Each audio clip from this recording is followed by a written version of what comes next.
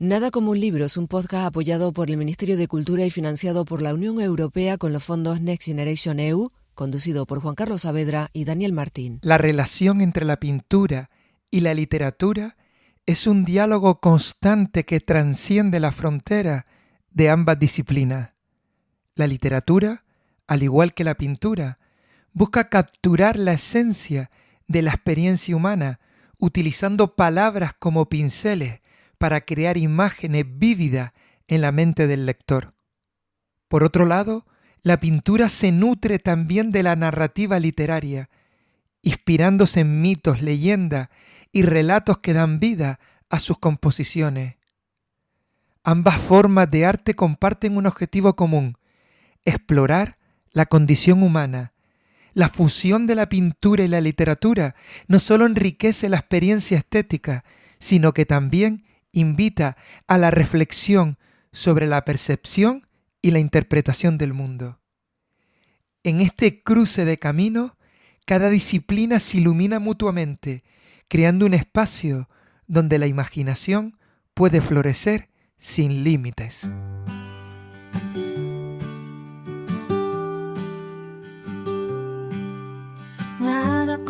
Dani, empezamos un nuevo podcast en el que vamos a relacionar nada más y nada menos que la pintura con la literatura. Pues sí, Juan Carlos, de verdad que todo un reto que asumimos con mucho entusiasmo, como cada vez que nos proponemos un tema para nuestro podcast de Nada como un libro. Y esta vez yo creo que fue súper interesante el recorrido que hicimos y que queremos compartir con todos nuestros oyentes. Por mi parte, entrevisté a Cristina Cabrera, licenciada en Historia del Arte, para conocer un poco más la obra de la poeta y pintora canaria Pino Ojeda.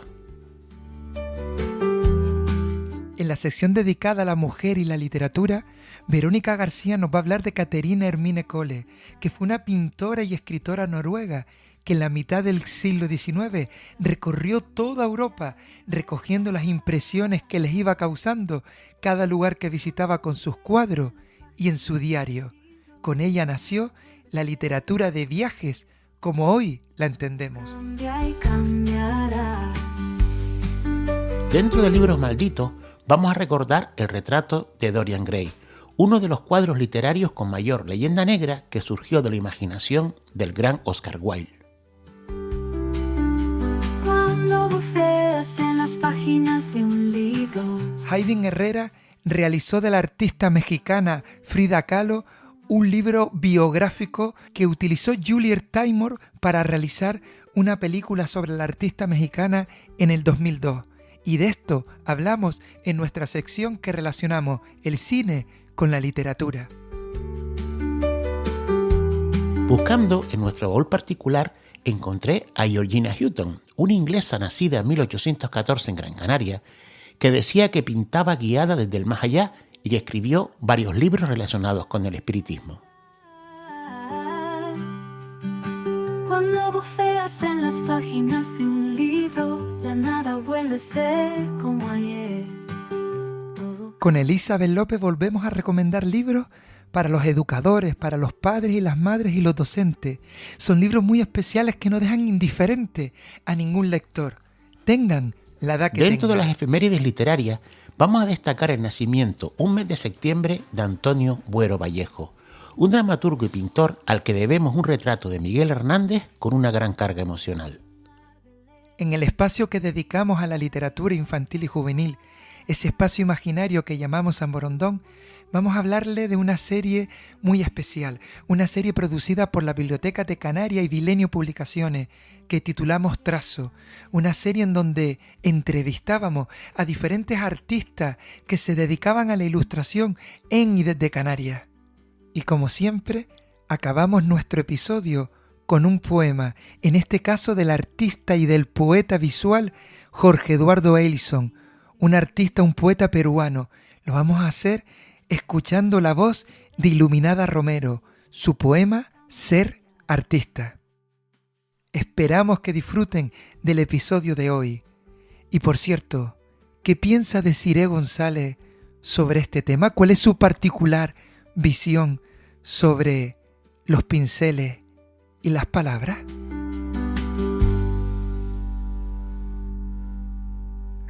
Alcanzas colores al vuelo, lápiz que engalana palabras.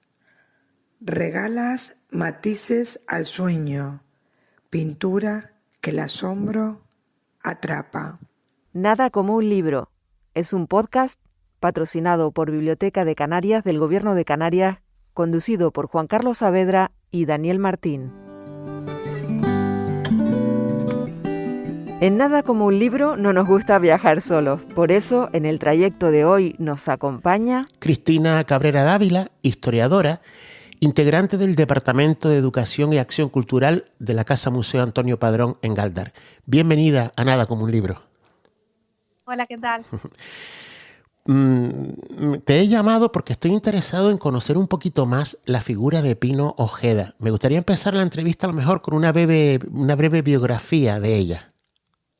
Bueno, Pino Ojeda es una artista y escritora gran canaria que nace en el municipio de Telde en 1916 y está con nosotros pues hasta el 2002. A lo largo de su vida pues destaca como poeta, novelista, dramaturga y pintora. Y pues siendo de las figuras más importantes en el arte y la literatura canaria que durante lo que es el siglo XX.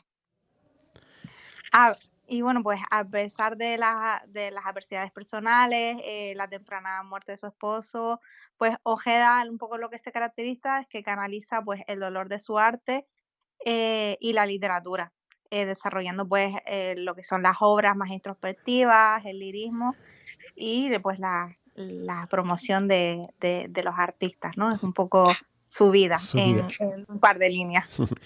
Dentro de los campos artísticos en los que destacó, ya existe referencia a la pintura. ¿Qué podemos decir que define su actividad pictórica? Destacó bastante lo que es la pintura abstracta y su obra pues se caracteriza por pues lo que viene siendo una fuerte carga emocional y simbólica. Como hablamos al principio, pues el dolor y las emociones es algo que va a estar ligado en todas sus obras. Y tiene una pintura pues que explota pues eso, la introspección, temas espirituales.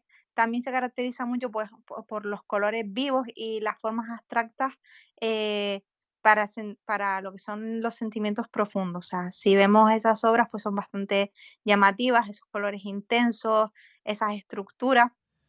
Y un poco se alinea pues con lo que es la corriente de la pintura moderna, que es la que entra también la abstracta, y pues el trabajo pictórico es uno de los por la manera en la que combina la abstracción con ese lirismo visual, ¿no? También un poco ligando la parte más poética en sus propios cuadros. Además de pintar, adelantaste algo también que buscó favorecer que otros artistas pudieran exponer sus obras. Algo quizás en aquella época también para una mujer, algo bastante impensable.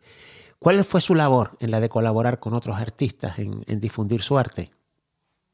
Bueno, tenemos como dos partes, ¿no? La primera y creo que es más reconocible para ella fue que fundó una galería de arte en Las Palmas en 1956, ya siendo una mujer en esa época, ¿no? Lo que es ahora lo que conocemos con la Galería de Arte Pino Ojeda. Y esto también, pues, aparte de lo que es trabajar como una galería en sí, se convirtió pues en un espacio para artistas locales e internacionales que podían pues exponer sus obras y también lo que es el intercambio cultural. Al final tener un espacio de reunión, un espacio artístico en la que pues esos artistas pues tanto que venían de fuera y estaban unos días aquí y podían compartir con artistas locales, pues tener un lugar de reunión y un sitio pues hacía pues ese gran intercambio cultural. Y hay paralelismo entre sus cuadros, como ya adelantaste un poquito, con lo que era su poesía.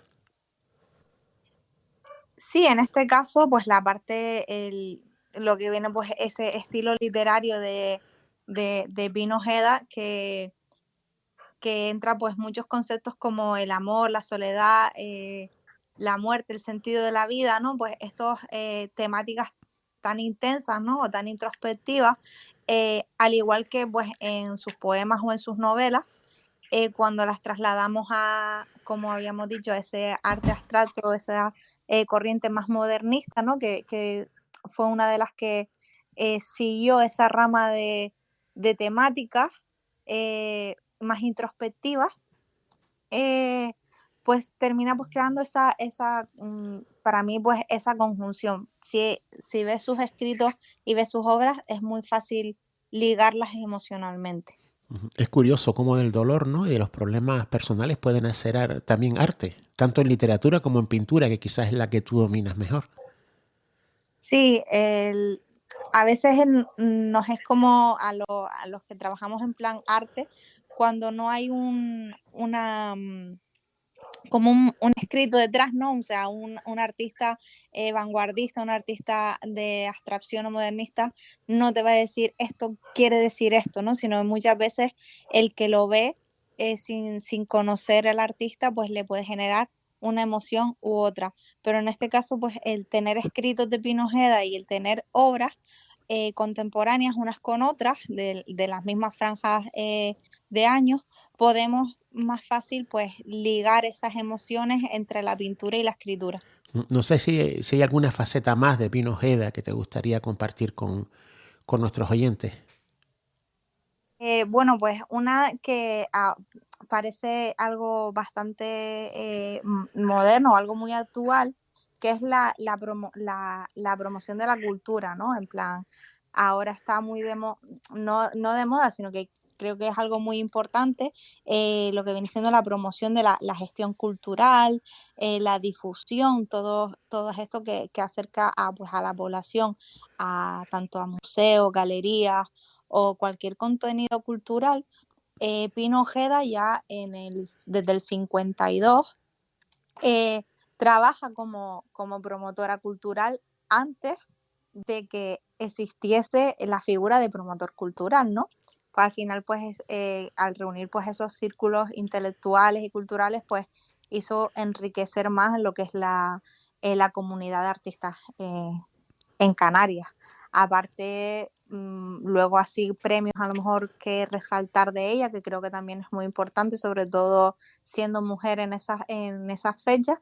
Aparte de todo lo que hizo, pues tiene pues una de sus obras, la piedra sobre la piedra, que gana el premio a la novela de Benito Pérez Armas también en el 52. O sea que tuvo reconocimiento en las dos ramas de arte que afrontó, la pintura y la literatura. Además, pues, de escribir teatro, todo explorar pues toda la parte del existencialismo y el simbolismo. Al final, pues, todas sus obras ayudaron a enriquecer toda una rama de artistas que vinieron detrás de ella. Pues Cristina Cabrera, gracias por ayudarnos a acercarnos un poquito más a la figura de Pino Ojeda, escritora y pintora, y animar a los que nos están escuchando a que busquen, si pueden, sus obras, la vean y también que lean la literatura que nos dejó. Pues sí, muchísimas gracias por invitarme y ya saben, cuando quieran, aquí estamos. En Nada como un libro seguimos las huellas de las mujeres en la literatura. Lamentablemente, el paso del tiempo hace que personas que en su época destacaron y abrieron nuevos caminos dentro de la cultura se vayan difuminando con el paso de los siglos. Si hay alguien relacionado con la temática de este episodio de Nada como un libro, que no merece ese olvido, es la pintora, escritora y aventurera noruega Katarine Hermine Kohl. Katarine Hermine nació en febrero de 1788 y falleció en agosto de 1859. Huérfana de madre, en su infancia recibió la educación habitual que adquirían las mujeres de su entorno social: pintura, bordado y piano. Su tío materno le dio clases de dibujo y pintura y más adelante la enseñó alemán, francés y algo de italiano. Tras la muerte de su padre, se fue a vivir con sus hermanos, pero sufrió una enfermedad en el pecho y su médico le aconsejó que caminara. Así que con casi 40 años comenzó sus viajes a pie por Noruega y el extranjero, unas veces sola y otras acompañada por sus hermanas. Fue la primera mujer que caminó en 2 ocasiones por Europa hasta Italia. No hay retratos de Katarine, pero algunas fuentes la describen pequeña y delgada. Vestía un atuendo varonil en sus caminatas para mayor comodidad y en su bolsa de viaje siempre llevaba un arma para protegerse de los perros. recogió por escrito las impresiones de los lugares que iba visitando, lo que dio lugar a la creación de un diario de más de 400 páginas. Además, también realizaba bellas acuarelas de los paisajes que la rodeaban. Sus herederos donaron al Museo Histórico de Bergen 211 acuarelas. Que una mujer recorriera casi toda Europa en el siglo XIX buscando disfrutar de los lugares que visitaba no era algo habitual, por lo que Katarine se convirtió en una pionera de aquellos viajeros que recorren el mundo no como turistas, sino como personas curiosas que buscan conocer nuevas culturas y formas de vida. Aún hoy, sus obras pictóricas y sus textos son muy valorados entre aquellos que aprecian la conexión existente entre el arte, la naturaleza y la aventura. Su ansia de conocer, de viajar y de crear arte por medio de la palabra y la pintura sigue siendo un ejemplo para las actuales generaciones de mujeres, que sin duda tienen mucho más fácil seguir la estela de Katarine Hermine.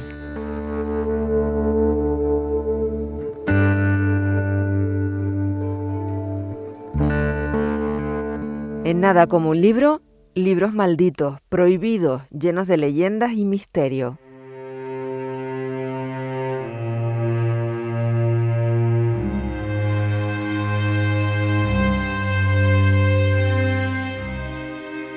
El poder de la imaginación es inmenso, como lo demuestra la creación por parte de Oscar Wilde de una de las pinturas literarias malditas más inquietantes de la historia, el retrato de Dorian Gray.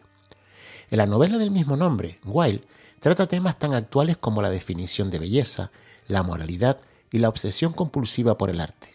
La obra está protagonizada por un joven muy guapo llamado precisamente Dorian Gray. Un afamado pintor lo retrata en un cuadro que recoge a la perfección sus rasgos físicos de persona de gran belleza. Tras ver el cuadro, Dorian pide mantenerse siempre joven como aparece en el lienzo y el deseo se le concede. A partir de ese momento, Dorian Gray vive una eterna juventud, mientras que el cuadro será el que irá reflejando el paso del tiempo y el envejecimiento del protagonista. Conocedor de que nunca se marchitará, el apuesto joven se lanzará a una vida de lujuria y excesos. Todos estos actos impuros se mostrarán en la degradación que irá sufriendo su retrato, convenientemente oculto en su mansión. Oscar Wilde usa el retrato de Dorian Gray para criticar la superficialidad de la sociedad victoriana, la búsqueda continua del placer y el impacto que la inmoralidad causa en los individuos. ¿Cómo termina la novela? ¿Cuál es el destino del cuadro maldito? Prefiero no decir nada, por si desean leer la obra y disfrutar de la imaginación de Oscar Wilde.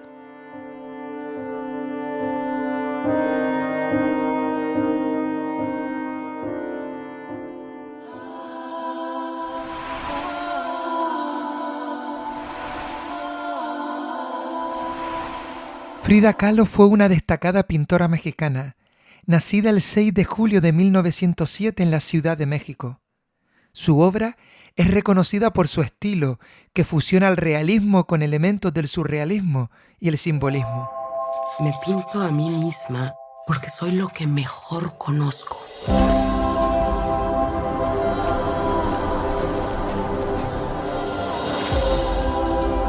Pintaré lo que me dé la gana, con mis propios ojos y nada más. El camión que me aplastó me desbarató los huesos. Son múltiples las películas y los documentales que se han escrito y rodado de Frida Kahlo. En este caso nos vamos a referir a una película que se estrenó en el año 2002, dirigida por la directora Julie Taymor, cuyo guión fue una adaptación del libro biográfico de Haydn Herrera sobre la vida de la famosa pintora. Después del accidente, la emoción clara y precisa que yo guardaba de la Revolución Mexicana fue la base para mi determinación. El amor es la base de toda vida. El noviazgo con Diego comenzó. Me dan ganas de hacer el amor, tomarme un baño y hacer el amor de nuevo. Kahlo es reconocida por sus autorretratos, en los que explora temas como la identidad, el dolor y la condición femenina. Su vida estuvo marcada por el sufrimiento físico, resultado de un accidente de guagua en su juventud, que le influyó profundamente en su arte. Además, su relación tumultuosa con el muralista Diego Rivera dejó una huella profunda en su obra y en su vida personal. Necesito pintar para vender mis cuadros. Nunca aceptaré dinero de ningún hombre hasta que muera. Así podré ser libre.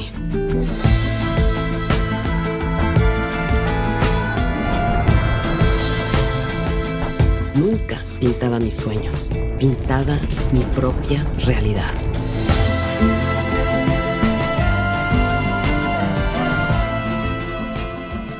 Frida se convirtió en un icono del feminismo y la cultura mexicana, desafiando las normas de género y expresando su individualidad. Su legado perdura y su casa, la Casa Azul, es un museo que celebra su vida y su arte, atrayendo a miles de visitantes cada año. Muchas vidas no serían suficientes para pintar todo lo que yo quisiera. En Nada como un libro abrimos nuestro baúl de recuerdos, curiosidades y novedades literarias.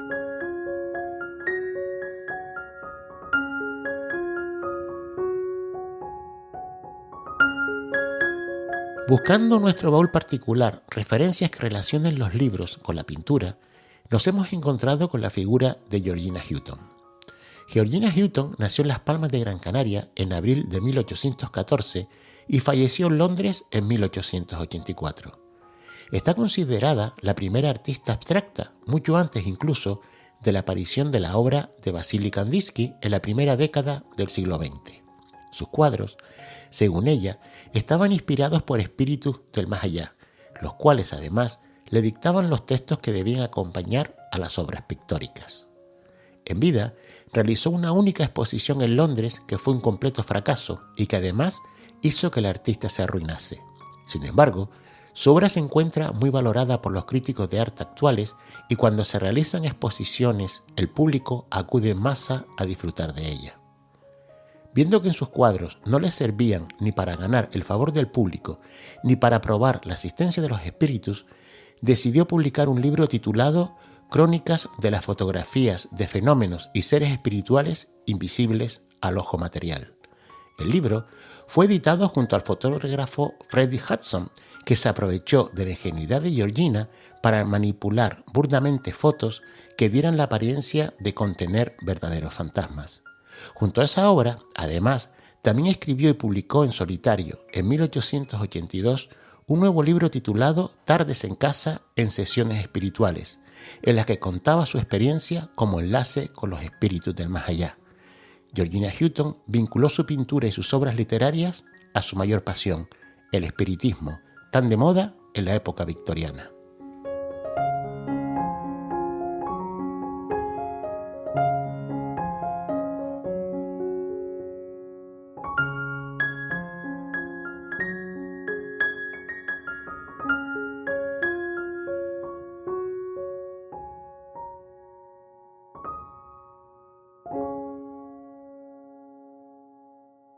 Psicoeducación 2.0.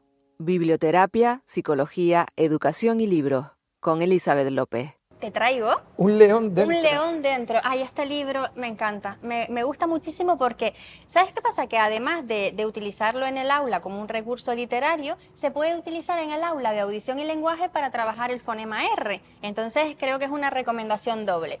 Habla de un león y un ratón. Vale. ¿Cuál es el problema? Cuando un león, que es grande, es feroz, se asusta de un ratón.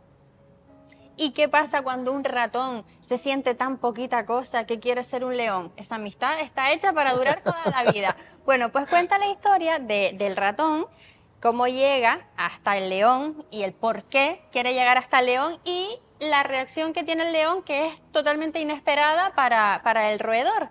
Y luego me gusta mucho porque, ¿sabes ese dicho que dice, si quieres que las cosas cambien, deja de hacer lo mismo? Pues un poquito eso es lo que le pasa al ratón, que es chiquitito, menudito, poquita cosa. Él dice, si yo quiero cambiar algo, tengo que hacer algo diferente, y se mete en la guarida del león y resulta que se lleva una sorpresa porque en lugar de que el león se lo coma, pasa otra cosa. Así que es un libro divertido, bonito. Además, es muy guay porque rima. Toda su lectura es con rima, entonces tiene como un sonido de mucha musicalidad mientras lo vas leyendo. Así que un león dentro. Un león dentro.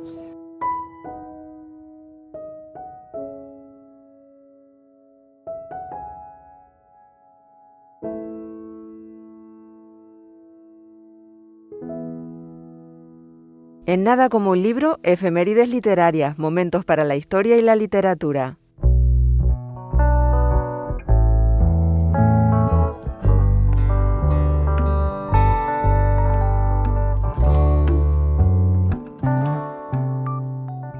Un 29 de septiembre de 1916 nació el dramaturgo y pintor español Antonio Buero Vallejo.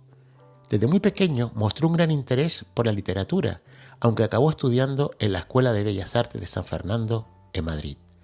Su legado literario incluye títulos como Historia de una escalera, obra que le valió el Premio Lope de Vega, La tejedora de sueños, La señal que se espera, Las meninas o Un soñador para un pueblo.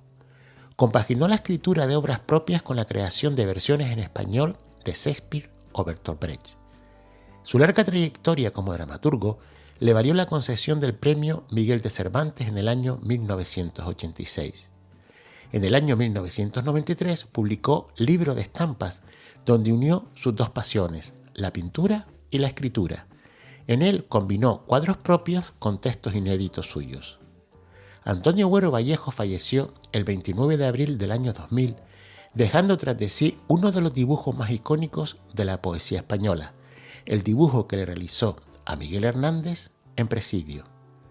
Ambos escritores cumplieron juntos condena en la misma cárcel, acusados del mismo delito, adhesión a la rebelión, o lo que es lo mismo, no haber apoyado el golpe de Estado fascista del general Franco. Antonio Buero mataba el tiempo haciendo dibujos de sus compañeros de presidio que luego les regalaba. Muchos de esos dibujos se los pedían los mismos presos, cosa que no ocurrió con Miguel Hernández. A pesar de ello, Vallejo se ofreció a retratar al insigne poeta, cosa a la que accedió al final Miguel Hernández. Una vez que el dibujo estuvo terminado, como era su costumbre, el pintor se lo regaló a su compañero de penurias. Miguel Hernández le envió su retrato por carta a su esposa Josefina Manresa, con el siguiente texto: y ya que no puedo ir de carne y hueso, iré de lápiz, o sea, dibujado por un compañero de fatigas, como verás bastante bien. Se lo enseñas al niño todos los días para que vaya conociéndome y así no se extraña al verme. Miguel Hernández falleció en la cárcel y a Buero Vallejo se le conmutó la pena de muerte y logró salir de prisión. Ese pasado hizo que fuera constantemente vigilado por la censura.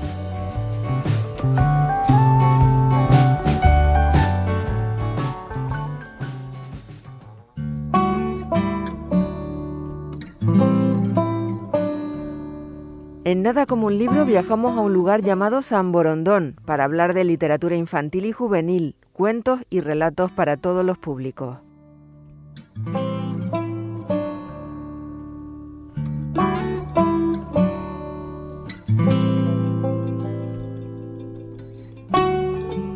La música que están escuchando pertenece a la serie Siguiendo los Trazos, producida por la Biblioteca de Canarias y Vilenio Publicaciones. Unas entrevistas que han intentado poner en valor a los ilustradores y a las ilustradoras canarias. Les invitamos a descubrirla. Les aseguro que comprenderán mejor qué es un ilustrador y cómo se plantea su trabajo. Los ilustradores consiguen que la palabra escrita se mueva por las páginas de un libro, transforman un lenguaje en otro.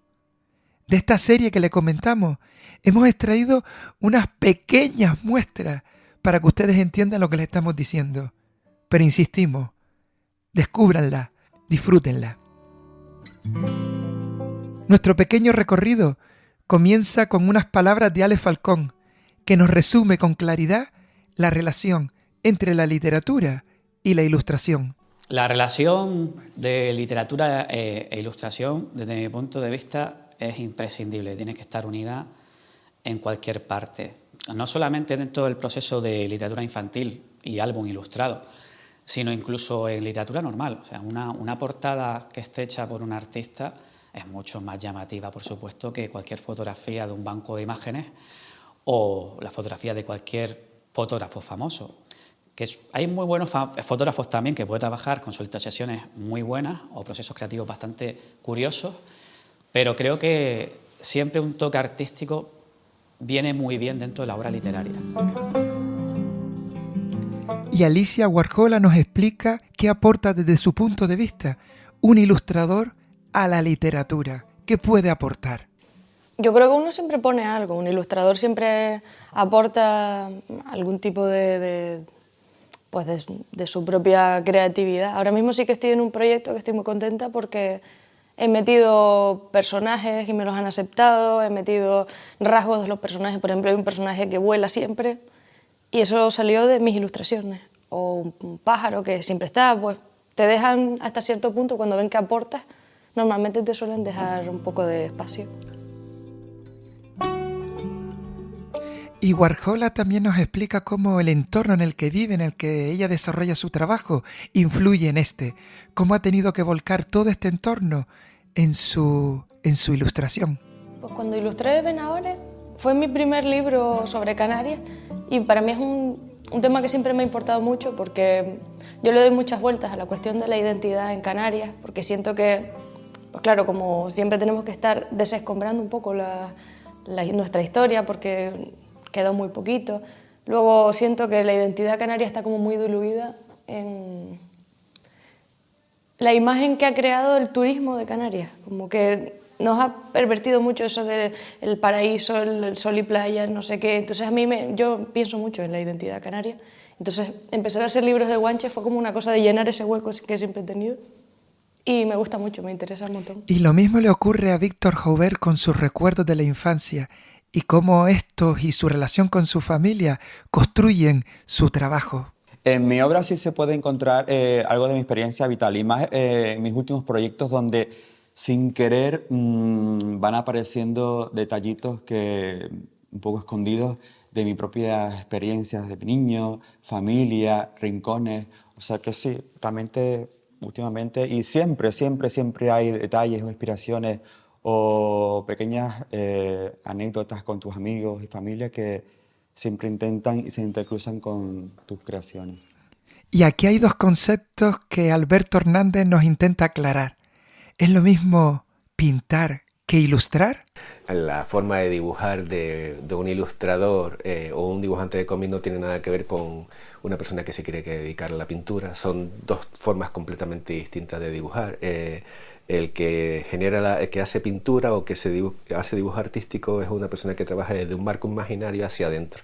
Yo hago completamente todo lo contrario. Yo parto de figuras geométricas hacia fuera. ¿Y el ilustrador se hace o se nace? Vamos a escuchar a Saru Hernández, que nos da su parecer. Creo que uno nace ilustrador, que es algo que tienes que hacer, que sientes que necesitas dibujar. Puedes hacerte ilustrador porque puedes estudiar y puedes mejorar tu técnica, pero creo que para llegar a ser un buen ilustrador tienes que tener algo dentro de ti, una pasión que te hace querer dibujar todo el tiempo, porque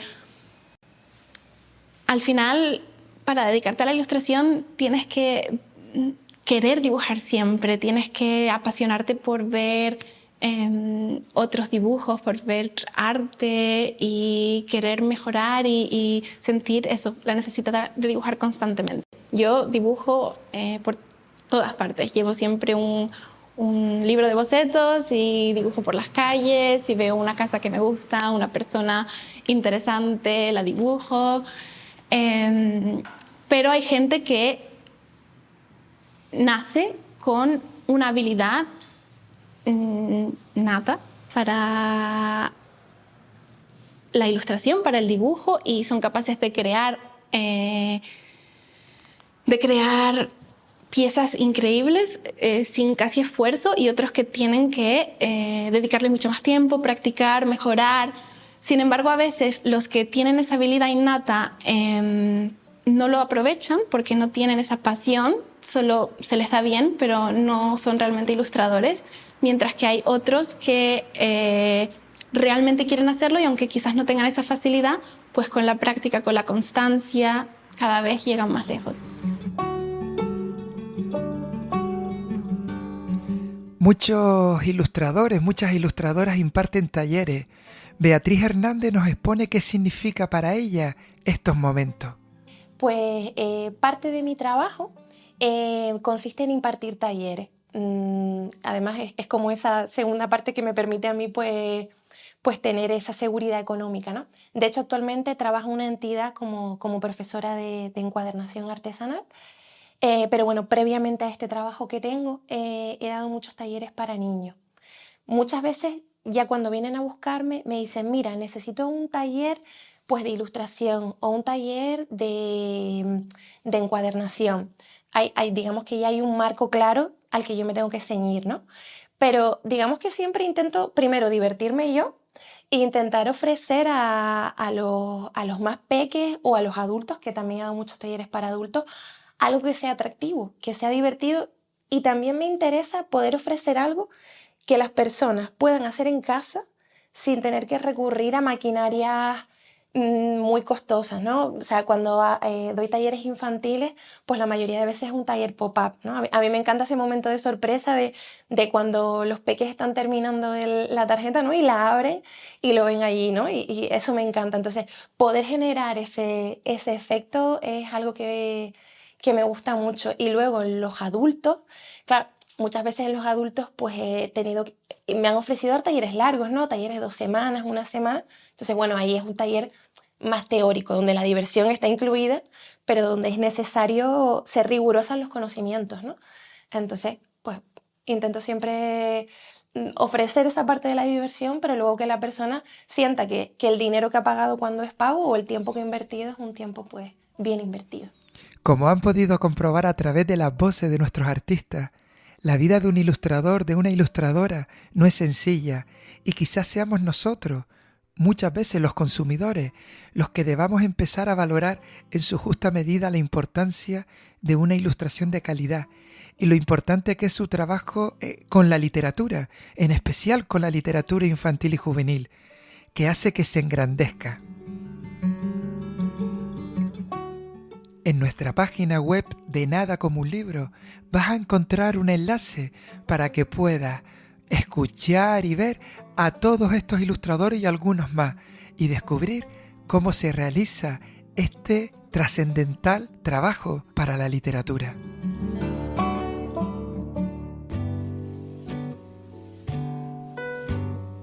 Versos al viento. Poemas hasta el próximo encuentro.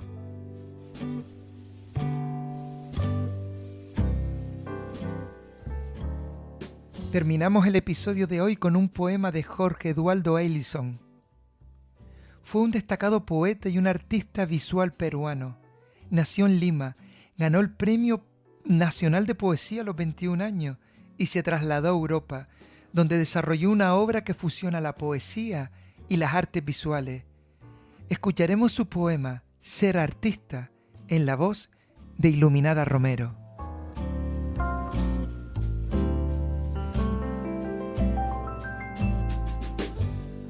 Ser artista es convertir un objeto cualquiera en un objeto mágico. Es convertir la desventura, la imbecilidad y la basura en un manto luminoso. Es padecer día y noche de una enfermedad deslumbrante. Es saborear el futuro, oler la inmensidad, palpar la soledad. Es mirar, mirar, mirar, mirar. Es escuchar el canto de Giotto, el sollozo de Van Gogh, el grito de Picasso, el silencio de Duchamp. Es desafiar a la razón, a la época, a la muerte. Es acariciar mujer e hijos como si fueran telas y pinceles. colores. Es acariciar telas y pinceles como si fueran armas de combate. Es acariciar armas de combate como si fueran tubos de colores. Es acariciar tubos de colores como si fueran pájaros vivos. Es pintar el cielo estrellado como si fuera un basural. Es pintar un basural como si fuera el cielo estrellado. Es vivir como un príncipe siendo solamente un hombre cualquiera. Es vivir como un hombre cualquiera siendo solamente un príncipe. Es jugar, jugar, jugar, jugar. Es cubrirse la cabeza de azul ultramar. Es cubrirse el corazón de rojo escarlata. Es jugarse la vida por una pincelada.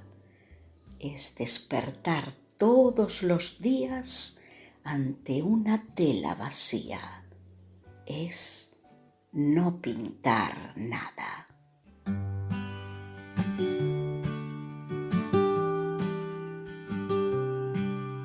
Nada como un libro y un océano cruzarás. Nada como un libro es un podcast conducido por Juan Carlos Saavedra y Daniel Martín, apoyado por el Ministerio de Cultura y financiado por la Unión Europea con los fondos Next Generation EU. Cuando buceas en las páginas de un libro, ya nada vuelve a ser como ayer. Todo cambia y cambiará.